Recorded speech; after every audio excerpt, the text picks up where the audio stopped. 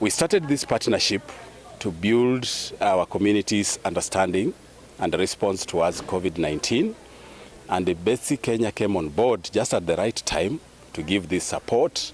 They helped us to build capacity of community health volunteers, who in turn went house to house educating and supporting communities to understand what COVID-19 was and the actions that they needed to take to manage this pandemic. And more so, to link them to care, courtesy of the available services and preventive and promotive measures. And then thereafter, to impress upon them to take up the COVID-19 vaccine.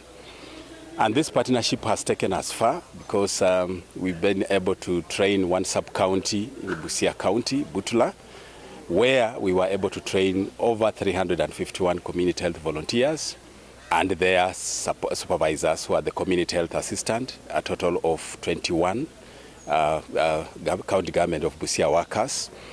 Now, what is happening is that this combination of workers is going house to house, identifying the high-risk factors to COVID-19, educating and empowering households to take control measures, and above all, to come forward to take up the COVID-19 vaccine.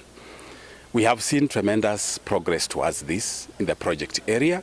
We have seen communities responding very positively towards the messages, and more so they are coming forward for the vaccine. We are currently doing the 10th day of COVID vaccination in Butula sub-county, and we have seen huge numbers turning up, including school-going children, including teachers, including members of the religious community, coming forward to claim their vaccine. And this is courtesy of Betsi Kenya Limited. Towards the end of this project, we have one or two things to register on behalf of the Busia community. Number one, we want to thank the Betsi fraternity for coming to our aid at the hour of need in terms of supporting us to conduct capacity building of communities. Number two, in terms of building understanding and building confidence in communities to stake their claim towards the COVID vaccine. And number three, supporting the county government of Busia in terms of mobilizing resources to support communities towards COVID-19. And this is precisely what we've done. Now, our humble appeal to Betsi Kenya Limited is that we've started a long journey of partnership. Even though this round of financing is coming to an end, this is not the end. And more so because COVID-19 is here to stay, we want to take this partnership to the next level.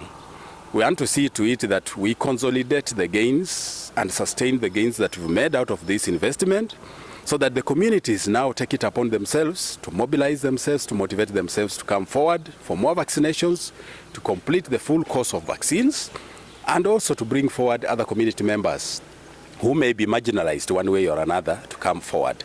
Thirdly, we would want to ask Betsi Kenya Limited to forge this partnership into other areas of concern. We had started an initiative on community events-based surveillance systems. We want to build on that so that communities can see the value of being disease detectors themselves and being able to raise concern whenever something goes wrong in terms of health in their own community. And this is what partnership can do to a community. That you are able to mobilize yourselves, you are able to invest heavily into communities, and what you leave behind is a mark, a permanent impression on that community. That this is where we are. Now the responsibility is upon us as a community to take it forward. So we want to thank Betsi for this. We want to thank those partners behind Betsi. We want to thank the county government of Busia and its people, the Ministry of Health as well, and government workers, and also those who may not have been mentioned in this, but who played a critical role to make sure that this project was successful. Thank you all. May God bless you.